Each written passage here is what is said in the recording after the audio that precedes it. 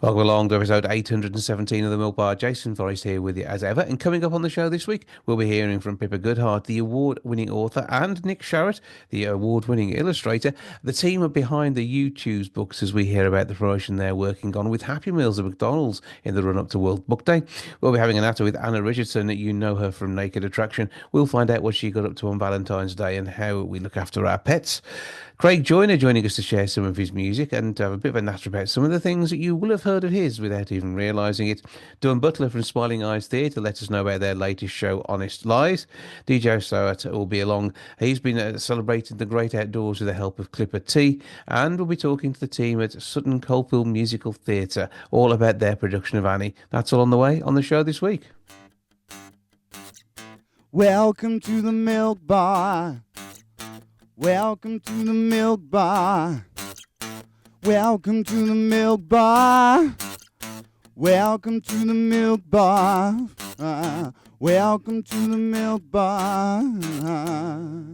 There's a brand new play which is celebrating motherhood and the women in our lives alongside the bonds that women build. To tell us more about this amazing production, which starts in Lichfield on the 21st of February and actually arrives at the Gattis in Wolverhampton on the 25th, I'm joined by Dawn Butler. How you doing?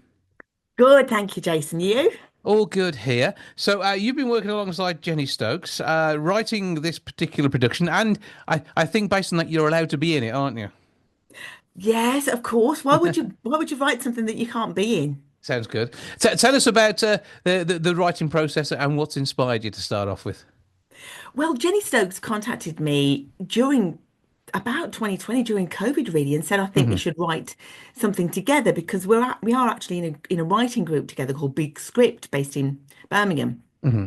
And I wasn't quite sure because I like to lock myself away in a darkened room to write on my own, really. But she wrote some beautiful monologues, and I thought, well, I could write some dialogue because that's my sort of thing, dialogue. So she'd written these beautiful monologues about this woman um, who had had sort of like a really quite a tough time with motherhood, and I'd sort of thought, well, if that was in the 1970s, if I write something in present day, when this woman's grown up and do a sort of daughter-mother relationship, and it's just grown and grown and grown and step by step into something that we really love. Well, it's called Honest Lies. Jenny plays Marion, who is the person we're sort of following here between the decades, and it's all brought to life with the help of a 70s soundtrack as well. Oh yes, yes. Well, we what we've done is, you see, we've done lots of workshops in community centres initially to draw off people's own experiences of motherhood, Hmm. relationships with siblings, daughters, um, and we asked people. Our brilliant director Alison Belbin asked people what their memories, what were their first memory of a track that they bought, a music that they bought, and people came up with loads of obviously memories of their favorite music and what really sort of evoked their childhood. And so we've put many of these actually in the play as Hmm. our soundtrack. Well, it sounds like it's going to be amazing, and obviously you've got two Marions. We've got so Jenny playing the older version of the character, and the younger version is brought to life by Victoria Tew. Yeah, she's such a brave young actress, Tori Chu is, and she's local. She comes from Wensfield. Um, and she's just doing some brilliant work with playing this younger character who's, it's a tough part, but she's just thrown herself in and is doing great. We're so glad to have her on board. And you get to be present day daughter April. And Yeah. that in itself is going to have a few challenges, isn't it? Yeah, it is because some revelations come out in present day between April and her mom. And Jenny and I have got a great relationship, and but and we sort of have little, creative spats Hmm. sometimes, and this comes, so it's really easy to have little spats with her as Marion the mom in the play as well. It's a really great relationship that comes out, I think. And you get to explore that alongside husband Jeff, played by Nick Baker. That's right. So Nick plays young Jeff, who is young Marion's husband, and he's brilliant because he's he's just a great. He's from Lichfield originally. He's studying at LIPA in Liverpool, and he brings his not only his great acting skills, but also he plays guitar as well, and so he adds live music to the show as well. So that's going to be fantastic. And all this at some amazing venues. As we say, you start off at the Lichfield Garrick. You've got 2 nights there, Friday the Yeah, 21st and Saturday the 22nd. The 22nd is actually going to be BSL interpreted, so by that's making it even more accessible. Then you're in the Gattis Community Space on the 25th of Feb. The Anea Community Hub on the 26th. Gatehouse Theatre in Stafford's Met Studio on the 1st of March. Then the Dorothy Park Centre. Is that the Smedic one, is that? it is. Yeah, it's Yeah, Medic. that's on the 3rd of March. That's a Monday. The Yes, Albany on the 7th. Everyman Theatre over in Cheltenham. You go, yeah, you're getting out the area for that one on the 8th. Then the that's Moseley right. Hive on the 10th. The Old Joint Stock back in Brum on Wednesday the 12th. They'll be checking out your Birmingham accents to make sure they're right. And then Gazebo Theatre, Chancel Court on the 14th of March. So that one's Bilston, I think, isn't it? That's right. Yeah, Yeah, and then Lisbon. Quat Village Hall, that'll be Quat. That's coming up on the 15th of March. So a bit of an interesting run for you. Because if you give you a bit of a search, you can actually find the link tree to all those different bookings, can't you? Smiling Eyes Theatre. Yeah, Smiling So Eyes Theatre. That's where you'll find the link. Yeah. give that a check out there. Smiley Eyes Theatre is what you're looking for. And I mean, it's great to see such a fantastic mix of Midlands talent all coming together. It's so nice because, to write something, we've been so blessed to have Arts Council funding for this show, Mhm. and we're Midlands women. Written, our director is from Birmingham, and we've set it in Birmingham.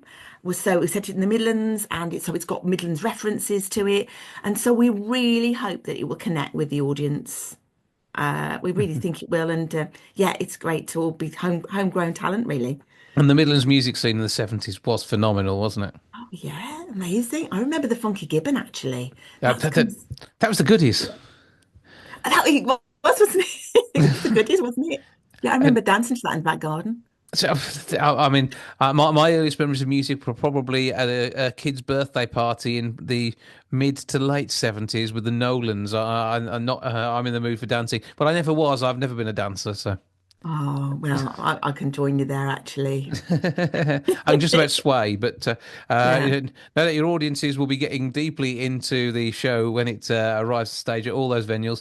Lichfield opening night, 21st. That's going to be brilliant to have such a huge venue. And when you are looking at the community venues, they're pay what you can, aren't they? They are. That's it. We wanted to make it as obviously as accessible as possible. So, if you're struggling financially, which, times are hard, we are feeling that definitely. So, yeah, if you any of the community venues that are open in the daytime, they are pay what you can. So you can pay nothing, you can pay £2, you can pay a pound, you can pay fiver, whatever you can. Uh, that's great. And you can pay more on the way out if you enjoyed it on the way in. So Yeah, that'd be good. that'd be great. Yes, yeah. Okay, so link tr.ee. That's the difficult bit. Link to re. That's I'm how not they very work it. Forward technical. slash Yeah. Smiling Eyes Theatre, all as one word. So linktr.ee forward slash Smiling Eyes Theatre. That's how you can find your tickets, or Google it. And Completely. because you're on Yeah. Facebook as well. That's right. Yeah, Facebook, and you'll find stuff on Facebook, definitely, or Instagram as well. We're on Instagram, so that there'll be always be places where you can find. I'm not very technical, but I've been able to find it. And you said that's a picture of me. What was I doing there? I'm in Yes. character. What's going on? Yeah, so that's all going on there, isn't it? Yeah. Yeah, very confusing. Yeah, Boston Creative working alongside Smiling Eyes Yes. Theatre, bringing this amazing production to the stage. Lots of different stages, and there's some in smaller, more intimate venues, which again I think he's going to add to you being immersed in the production. But Oh wherever yeah. it is you're going to see it, it's going to be phenomenal. I think, isn't it? I think it is, Jake. So I shouldn't, but I really do think people are going to have a great night or great day. Uh, Great. It's only 75 minutes long as well, so it's just enough to have a really great experience, I think. We oh, think. We well, we yeah.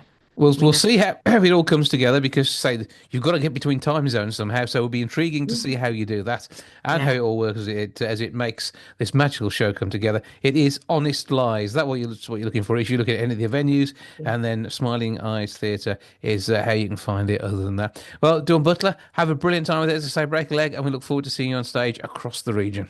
Thank you so much, Jason Forrest. Thank you.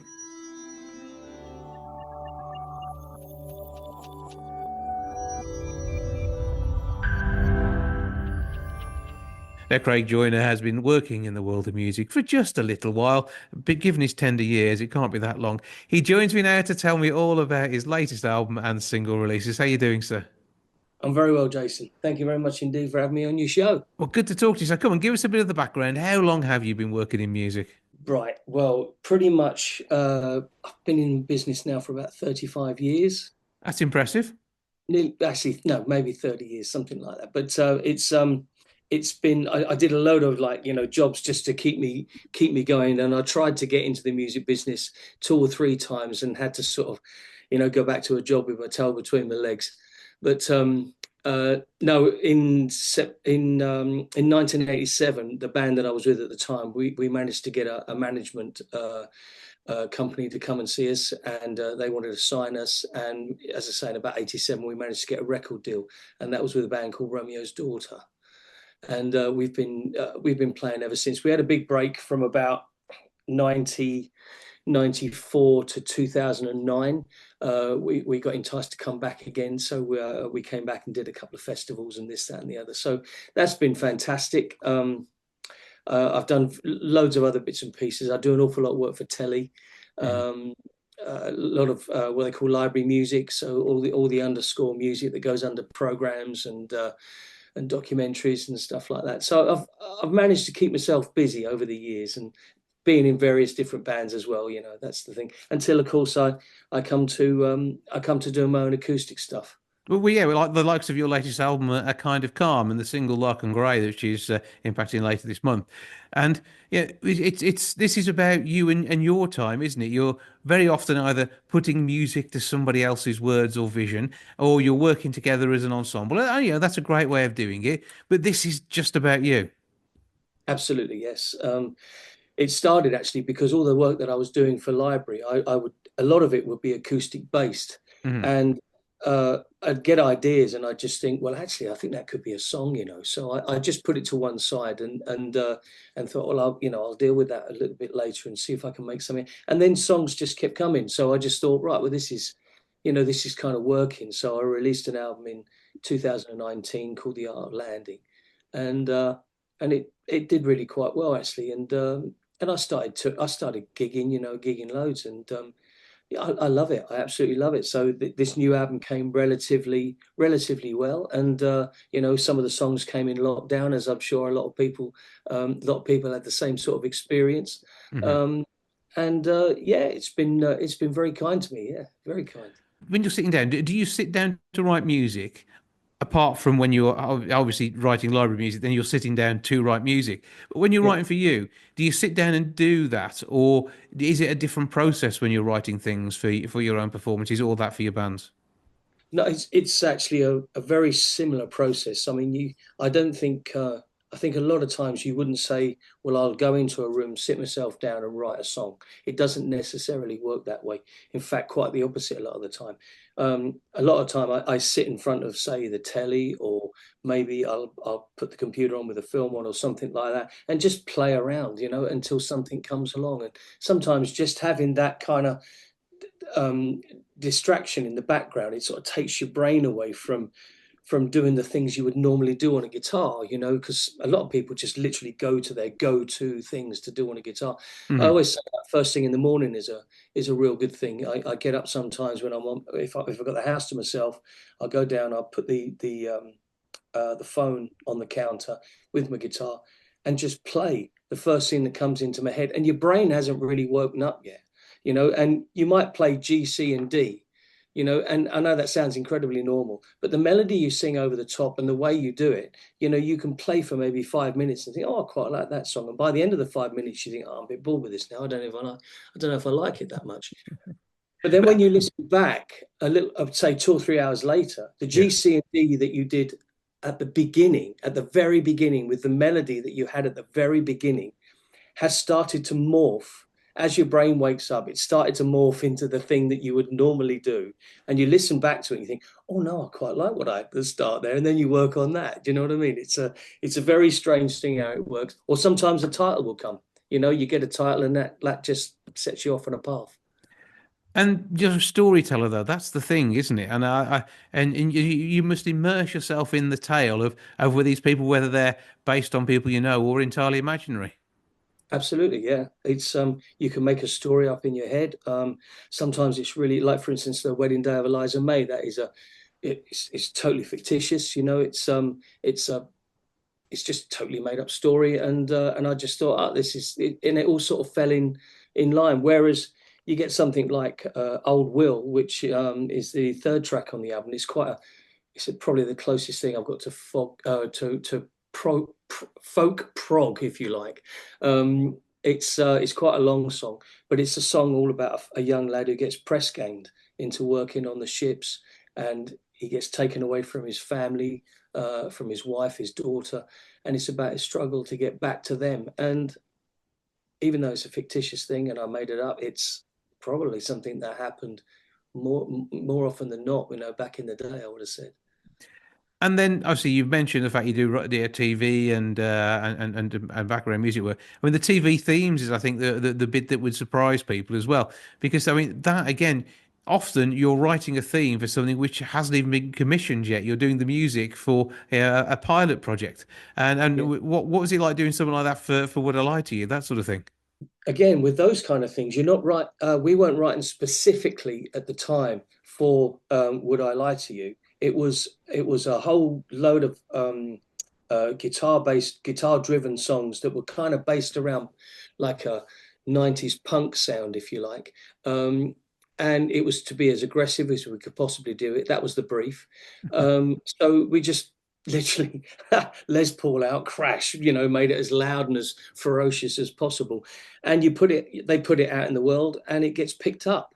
As I say, sometimes people are commissioned to do things, but I've never sort of worked that side of things. It's always been, this is the brief. I work to the brief, and then the album just goes out there and it gets picked up by people that say like the genre of acoustic music, or they like the genre of cinematic music, that kind of thing. So they'll kind of be drawn and led to those sort of areas. But when, friends and family are sitting down and watching someone like Friends or Cold Feet and one of your tunes pops up, that must be quite nice to be able to go, I did that bit. Well, it's always me because they ain't got a clue. So I always say, hang on a minute, I know that song. I know that song. Why do I know that song? And yeah, it comes up it does come up nicely. I remember Because you don't get watching. told, I suppose, just a royalty check turns up or you've been paid for a one-off job. Absolutely, yeah. I think the last one I heard was Country File. No, actually, tell you a lie, the last one was Gone Fishing. Gone Fishing. It was Well, that's great. bit. You like your own fishing, don't you? So you must have been quite Yeah, proud of that. yeah. I tell you, I loved it. Yeah, I loved it. It's fantastic. So you never know where effectively your musical children are going to turn up, You never know. and there they are out in the wild, either making people laugh or preparing them to be to be the soundtrack to some other part of their lives. Yeah, yeah. But people can enjoy your music and your singles. So you released a few singles. You actually toured with this album last year, didn't you? Are you back out on the road this year? I am indeed. It's just a steady flow of gigs that I'm going out and playing, and I'm really pleased. The album's been received really well. We've just released a single called "The Lark and Grey." We did a video for that locally, and it's been received really well. I'm really chuffed. Really am. Yeah, really chuffed. So where can we find your full list of gigs? If you go to my website, which is craigjoynermusic.com, there's links there to all the gigs. And if you're interested in checking the album out, it's all there. It's all there for you to check out. There's a few photos and stuff like that. I mean, I'm not the most handsome fella in the world, but I mean, but This is it's all there. Yeah, the music, you're saying the music's more attractive. Is that what you're telling us? Oh, well, but I would say so, yeah. Well, you can't get, I think, coming up in Solihull, not too far off. So that's probably a local one for us. And of course, yeah, we will play Lark and Grey now. But have a brilliant time out on the road. Enjoy your time at the guitar show in Cranwell Park in Solihull on the 2nd of March. Cheers, And keep up the good work and suddenly spotting your music in random TV shows. Jason, thanks so much for having me, mate. It's lovely to speak to you.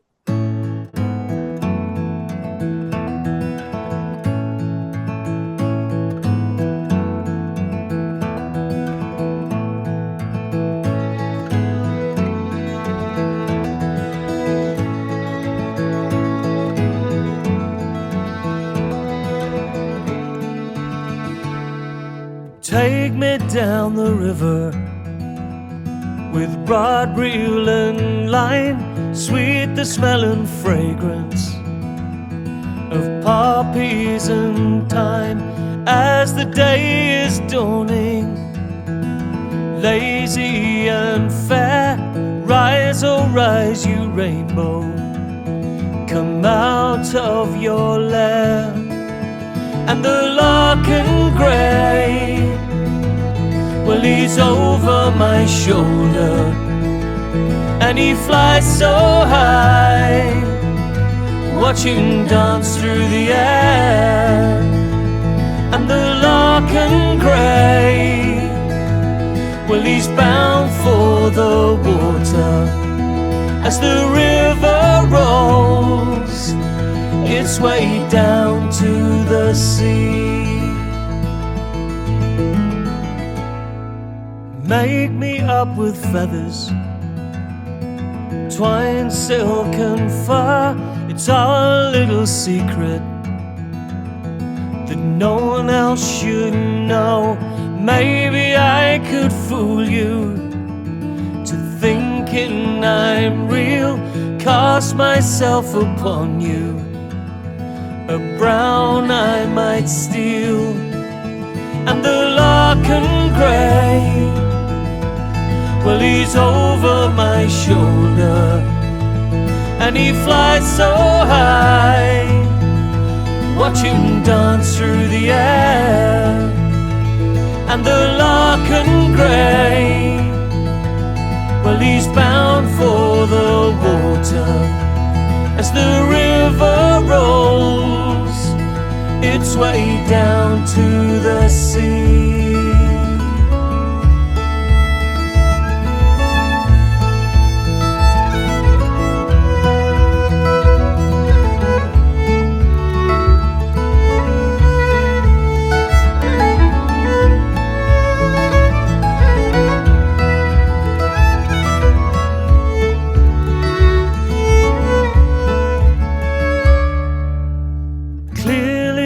Your waters, as none could compare, graceful as a swallow in the cool evening air. The river's always changing, wild and untamed. I just watch and wonder as we stay the same. And the lark and grey, well, he's over my shoulder, and he flies so high, watch him dance through the air. And the lark and grey, well, he's bound for the water as the river rolls its way down to the sea.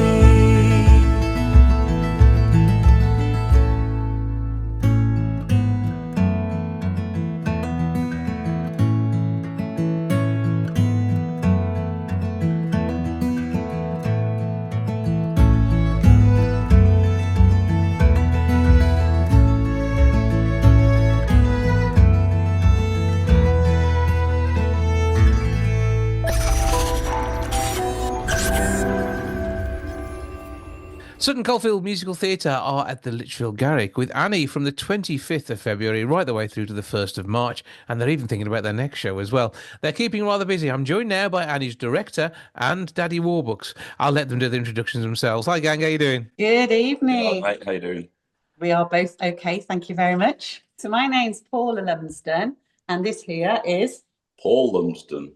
Paul and Paula. Tell us a bit about how you guys came to do Annie, because it is a much-loved show, and I'm sure you have a perfect cast for this. We do indeed. Well, we've been part of this musical theatre company since 2003, and we've both done some direction for the company.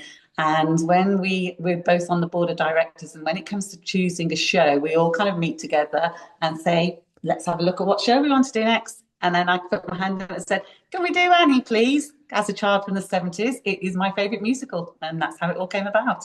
And with so many memorable songs and such a loving role in Daddy Warbooks. I mean, you must be looking forward to this one, Paul. Oh, can't wait. I love kids, me. No, I'm fine. Yes, I am. I've actually played it before for another society, probably 10, 12 years ago. Mm-hmm. So put a bit of weight on then. And you built stature to fit into the role. Is that what you're saying? Yes, I've got the vocals now. I've got that sort of, that depth of, that comes with age. You haven't got the money though, have you? No, I haven't got. A millionaire. I haven't got Warburg's money, no. But this is the joy of acting, though. You can have it for the night that you're there and be part of the show, and that will be magical. And you can change the world. This is spoilers now, isn't it? I better stop. So we've got a great show ahead. And so the kids are the important thing in this one, because they've got to be absolutely spot on with what they're doing. And you've got a fantastic bunch down there for that too, haven't you? We've got 12 orphans and obviously Annie, so 13 in total. We're using them for the whole week. So it is all the same cast from Tuesday through to the Saturday evening. And they've just been working like a trooper. Our choreographer's got them dancing some fabulous musical numbers. And they're all very excitable, aren't they? Very excitable, yes. Very excitable. But because they've been rehearsing so well, we're now having to kind of make sure that they don't peak too soon and get overconfident with it all. So it's a matter of trying to get that fine balance. And they say never work with children and animals, and we've got both. So it's that sort of show, is it? But it is all about the kids and the performances they put in. They get the opening number, and I know that there's amazing songs all the way through. Easy Street has to be my favourite, to be fair. But it is just a brilliant show, and that means you've got an amazing rest of the cast. Who's your Miss Hannigan? Miss Hannigan is played by Kerry Davis. Her daughter is one of the orphans as well. So she gets to sort of be really naughty with her own child as well as the other children. So both winning at that. She's very good though. Yeah, she is very good. This is awesome to look forward to, but of course there's various other supporting cast in there too, and this is going to be one of those shows which I think will live in memory again, won't it? It's one of those that comes around. When you get to do this, everybody loves having been part of it. Yeah, absolutely. I think we're keeping to the true nature of it. Annie, for me, is all about the music and the singing and the dancing. And as I say, our choreographer has got some great dancers in there. They're full blown. Everybody's doing something different in the dances and the musical numbers. So even I have to dance. Yeah. It's not all a win, but you'll hit the right footwork. Oh, I mean, I've got the feet of an angel, have I?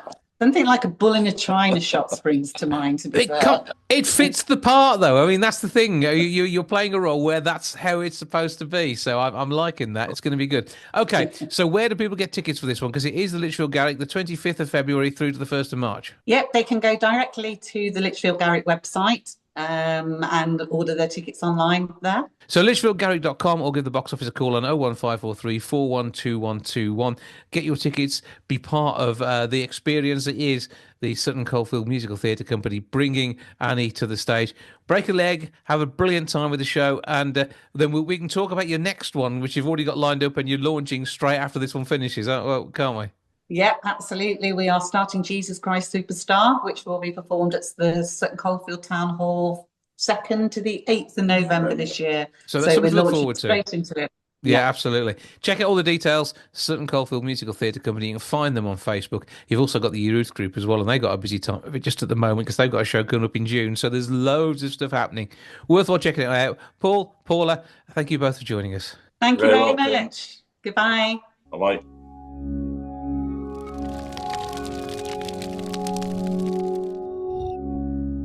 Now, British parents are bringing stories to life with voices, sound effects, and alternative endings, even fancy dress costumes. With World Book Day on the way and many a bit of fancy dress which is going to be used then, it's obviously a great time to get ourselves in the right frame of mind for all of this. To tell us more, I'm joined now by award-winning illustrator Nick Sharratt, best-selling children's author Pippa Goodhart, and as well as that by Jane Aspin-Main, McDonald's restaurant owner. Good afternoon to you all. Hello. So, first of all, Jane, give us some of the background to this one.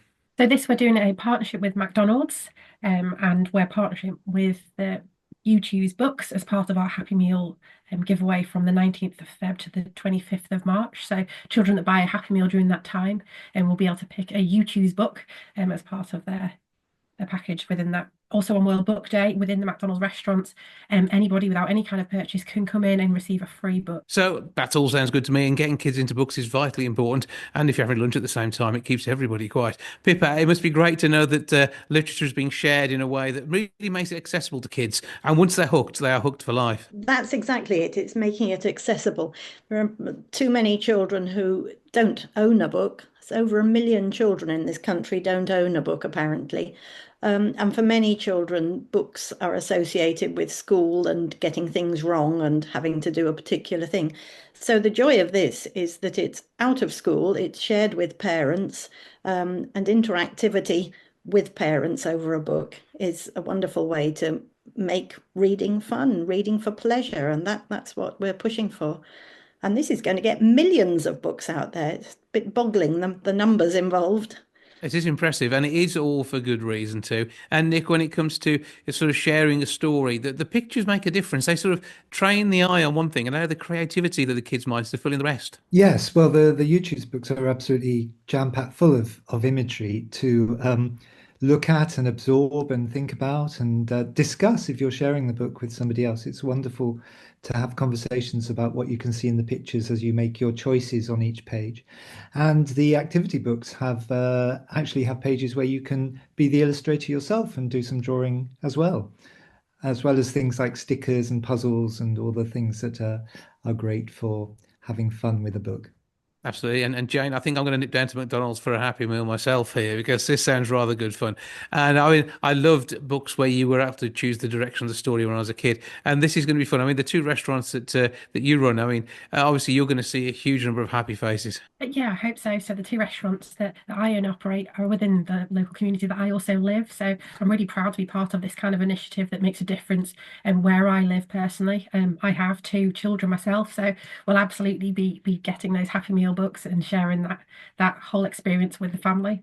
And Pippa, when people bring stories to life by reading them with their kids, obviously when they're adding voices and things, it's sort of in your mind's eye when you're writing, I'm going to guess. Yes, I mean I'm acting it out as I write, and people act it out as they read, and they bring themselves to a story.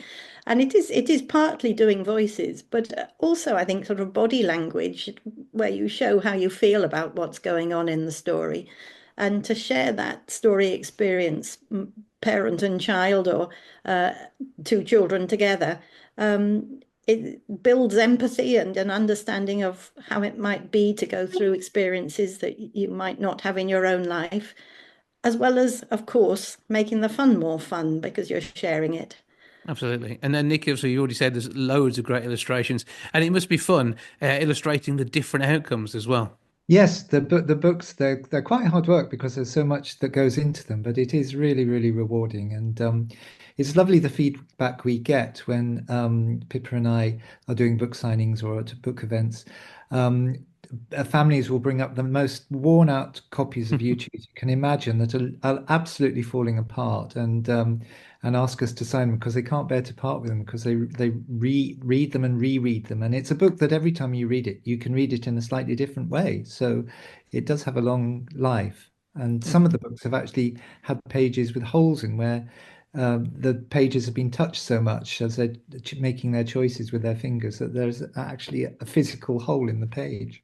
And people, this must make you feel good too, putting the words around Nick's pictures and bringing this whole thing to life, and really inspiring as well. Because I mean, this is the sort of thing which will potentially bring kids on to be their own writers in later life. I hope so, because it's very much the children in charge, as it says, they do the choosing. And I came to this as somebody who struggled with learning to read at school, and rather seeing books as my enemy because they tripped me up and made me wrong. So these are very deliberately very open books that aren't going to trip you up. You can just look at the pictures, or you can read the sentence or two on each spread that sets the game going. So the words are almost an extra. Well, Jane, we've seen more than 164 million books distributed already. There's going to be absolutely loads more with two Choose books going out. The You Choose series is so popular already, but this is really going to introduce more people to it. So what do people look out for, and what are the dates this is all running by? And of course, when is World Book Day? The You Choose books are running as part of our Happy Meal promotion from the 19th of Feb till the 25th of March. So there is a good number of weeks there for people to pop in.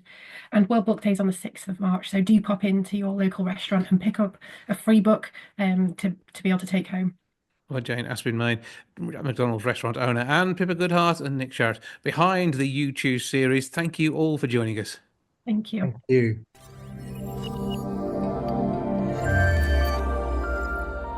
Now, when it comes to puppy love and spending time with your loved ones, it seems that many people would rather spend time with their four-legged friend than their actual partner.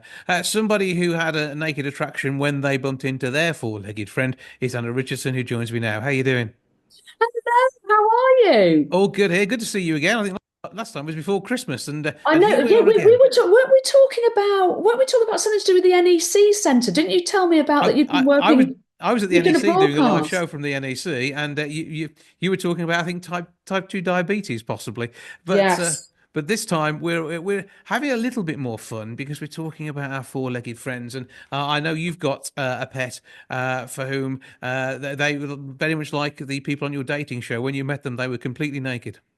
Oh yeah, and I am going to be spending Valentine's Day with a very hairy, smelly lady by the name of Piggy, who is my rescue Staffordshire Bull Terrier and the true love of my life. So yeah, it's Valentine's today, isn't it? It's Valentine's Day today. So happy Valentine's to you. But yeah, I mean, according to some research that's just come out from the pet insurers, Agria, 40% of pet owners would happily give up their plans to hang out with their pet instead. I am one of those people. So I basically cancelled my Valentine plans because I'm a bit like, the lady comes first. It's all about Piggy. I'm going to be kissing and cuddling with her on the sofa tonight. So yeah, I'm a stat.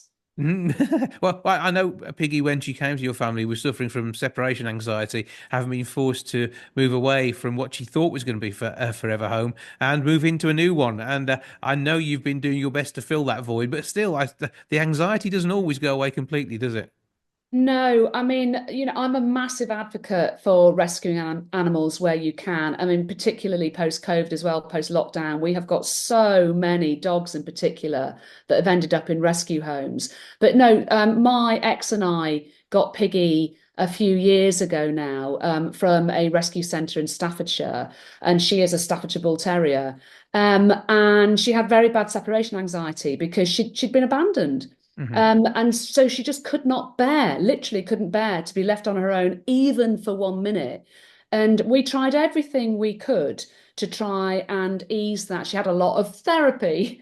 I mean, we literally got a therapist, right? She had a lot of therapy. We were trying to do the whole exposure therapy thing of just leaving her for 1 minute and then for 2 minutes. She would scream the place down. So we just got to the point where we just accepted the fact that this is an animal that just needs to be with somebody 24/7, and that's what we've done for the last 12 years with her. So yeah, she gets to be with somebody all the time, and she's happy. We've turned her life around. It is hugely rewarding. That's the important thing, and it goes both ways, because everything that you give to her, you get back in spades, don't you? Oh, without question. I mean, Piggy has seen me through heartbreak. She's seen me through the highs and lows of life. She's seen me through sickness in my family. She's seen me through everything. You know, animals are a constant companion, and it is an interdependent relationship between human and animal. You nurture them, you're responsible for them. In turn, they give you unconditional love. The research completely supports how important animals are to our well-being. So yeah, I would not be without some kind of pet in my life. It's been hugely rewarding. And that pet insurance as well is vitally important too, to make sure that they can get the treatment that they need. Should the anything unfortunate or untoward happen, they pick up a disease, whatever it may be, to make sure that they're kept as well as we are. Oh, 100%. I mean, again, I would advocate for trying to get pet insurance if you can. I mean, certainly in the case of Piggy, when we got her as a rescue, you don't know what that animal's health history is. She ended up with lungworm, which is hugely dangerous for dogs. And, you know, most dogs, if they get lungworm, if you don't catch it quickly enough, die very horribly and quite quickly. So we spotted the symptoms very, very quickly. And because we were insured, we were able to get that treated quickly and inexpensively. And the same with, you know, because we've had her for such a long time, she has had all kinds of sort of gastroenteritis problems, because obviously, you know, dogs, they just go out and sort of eat everything. She's had pancreatitis, which is life-threatening. I mean, you know, this literally would have cost getting on for about 10 grand if you haven't got insurance. So it is, if you can do it, it is important to insure. Absolutely, it's again all pet owners, sharing that burden together, paying their insurance premium, and that way we all know that the animals that we all love are looked after.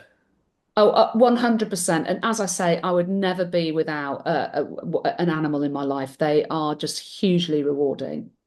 And I think as well, it's about all those life journeys too, isn't it? And sadly, we know that unfortunately they are unlikely to be with us to the end, but we're there for them until the end of their lives. And then whatever happens, they've got those happy memories. You've got the photos, and of course you wouldn't, even though you're dealing with the loss at some point, you would never be without them, would you? I think it has been done. You know, I think it has been done. I think it's been done with dogs, funnily enough. That could you date somebody via their dog? You know, are the dogs compatible? Are you compatible? I've got a feeling that has been done, but it's a great idea. We'll check that one out. If not, if it's happening, then we need you to host it. If not, at very least a revival, because with Naked Attraction, maybe have that as an addition to a future episode or two. Oh yeah, no, that's a great idea actually on Naked Attraction. Bring in your pet as well, 100%. Yeah. Good thinking. Bring the dog like to that work format day. point. Okay, it could be interesting. So obviously, vitally important that we do look after our pets, as we say. The insurance is all important. Where can we go for more information on the survey that's been done here? Well, if people do want to know about insurance, or if they want to know about how important pets are and animals are for your well-being, then just head over to agriapet.co.uk. Loads of information there on that website. How are we spelling Agriapet? So agriapet.co.uk. Simple as. And I wish you a lovely night in. Is it Netflix and chill with Piggy? I'll get her to choose. I mean, it could be The Doghouse. It's her favourite show. So, she gets to choose. Okay, that's the way to do it. And as long as everyone's got treats and nibbles, and it's always doggy chocks to make sure that she stays safe and no nasty gastroenteritis, then all is good. I'm glad you said nibbles and no other word there. Thank you very much for that. And happy Valentine's. Happy Valentine's. Anna Richardson, thank you for joining us.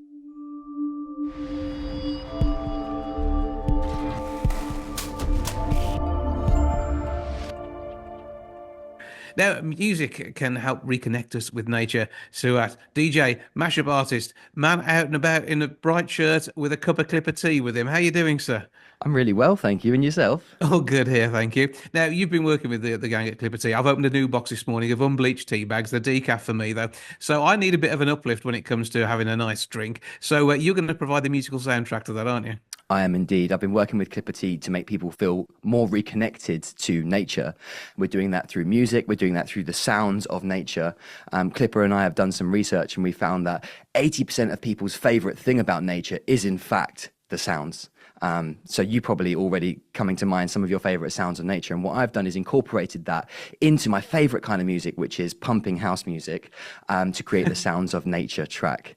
And hopefully when you listen to it, not only do you feel uplifted, but you make a donation to vital conservation work globally through the Sounds Right Foundation. When it comes to the magic of the outdoors, it's worrying that on average, people are spending no more than a day in the open spaces than the greenery each year. And I know I do more than that. So which means there's some people who are barely leaving the house. Yeah, it's kind of a shocking fact. You think one day in a year, that's 1 hour per month. Like, surely we have more time to be sparing on our own well-being and our own mental health than just 1 hour per month. We found through our research that 63% of people feel disconnected from nature. And you know how it is. Life gets in the way, busy job, busy with family and all those kinds of things. It's easy to push the nature to the wayside. But our research shows that it has a real mood boosting and stress relieving effect on us. Yeah, but when it comes to your work, blending the sounds of nature with some electronic synthesized amazing tunes, how did you become a nature mashup artist? What, suddenly thought, I know what I'm going to do today? Yeah, I'm definitely going to put that on my CV, nature mashup artist. It stemmed really over lockdown when we were all cooped up inside. And that was when I really felt the effects of not having nature and not spending enough time in the outdoors. So I kind of wanted to create a contraption that allowed me to continue my mobile DJ sets while embracing nature and while taking people on a journey through the sounds and the sights. So that was how the mobile DJ rig, as I call it, was born. They're very much a mobile DJ. It's the most mobile DJ I think that exists right now. If anyone else knows one, let me know in the comments. But yeah, and it was at that time that this kind of idea was born, and no better pairing than to work with Clipper Tea on the Sounds of Nature track, producing a record that is inherently me and my style, while hopefully doing good for people's mental health and the planet. Absolutely. Well, yeah, I think take a drive out to nature, obviously in an electric car if you can. Listen to the track on the car stereo, streaming it via YouTube the whole way so that the funding comes through. Exactly. And then when you get there, get the flask out, make a nice cup of Clipper tea, sit there in your car, and then sort of blend from the track into the natural sounds of the environment through the open windows. You literally said it perfectly. Would you like a job at Clipper Tea with us? Very good. Yeah, and for me, the thing that really sold me for working with Clipper is the fact that they do great for the environment. They're unbleached tea bags. It's all organic. It's all environment conscious, and the campaign just really struck a positive nerve with me, and it's something that I really believe in. Mm-hmm. And Clipper, of course, always work with their own farmers as well to make sure that they are getting the right pay. Exactly. It's fair trade where the farmer comes first. They have rights, they have their pay, and hopefully it makes the world a better place. So all we need to do now is, whilst we're at home, sit down with a cuppa and listen to the track. So where do we find that? YouTube is the primary place to find it. Just search Clipper Tea and you can stream the Sounds of Nature track. And every time you play it, a donation is made. So I encourage you guys to sit there and just keep restarting that track over and over again if you want to generate as much money as possible. Second place, in between the adverts, you've got to get the adverts in because that's how it pays for it, doesn't it? Exactly. Yeah. Don't skip the adverts. If you can watch it the whole way through, you'll be making even more of a contribution. Mm-hmm. Check out my socials at SUATism, where you can watch the campaign come to life over the next couple of weeks. And for anyone that is in London or the surrounding areas, I'll be performing next Monday at How Matcha in Marylebone.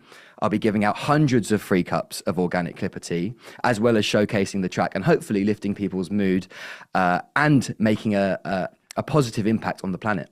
Okay, so right, back to the cuppers then. How do you make your cup of tea? Are you making it in the cup? Are you doing a part? How are you going to work this with the thousands of people? You're going to try and DJ and deliver tea at the same time? Yes. Well, I have kayaked and abseiled and paraglided while DJing, so hopefully making a cup of tea isn't too difficult for multitasking. I know they say we can't multitask, but watch my videos. Scalding hot water, though, I'm slightly concerned. It's not the same as going down the side of a rock face. It's not the same, but it's probably as dangerous. And I thought you were actually asking me, how do you make... Well, I want to go there too, to be fair. Are you a milk first man, or what are you doing with it? I don't know anyone that's a milk first man, but congratulations to being unique if you are. Well, they said no. It's got to be hot water. If I'm making it in the cup, it's hot water. If I'm pouring it from the teapot, I will put the milk in first. But if I'm making it fresh, you've got to give the tea bag time to flow, haven't you? Definitely. And yeah, I drop the Clipper tea bag in boiling water on the top. And the trick is, I've seen on a couple of etiquette programs, to not stir the tea bag so much. You kind of let it naturally diffuse out. Take the tea bag out, not squeezing the life out of it because you'll put a bitter taste in the tea. And then just a drop of milk, not too much. Borderlining black for me. So I like my milky because it avoids me putting sugar in my tea because you get the lactose from the milk, and I can get away with that. So that's all good fun. But we enjoy a cuppa. I say my preference is decaf, so I go for the blue box whenever I go for my Clipper tea down Sainsbury's and Tesco's, and Morrison's the last lot came from. I think other supermarkets are available. But give us those socials again and where we can find all this that's going on and where we can see you doing your thing in the great outdoors. Clipper tea on YouTube, SUATism and Clipper tea on Instagram, and How Matcha in Marylebone, Monday the 17th, 1 till 3 p.m. Make sure you're there. Grab a cuppa. If you're heading down to London, he is the man to go and see. He'll sort you a cup of tea. DJ Stewart, thank you for joining us. Thank you. Nice to see you.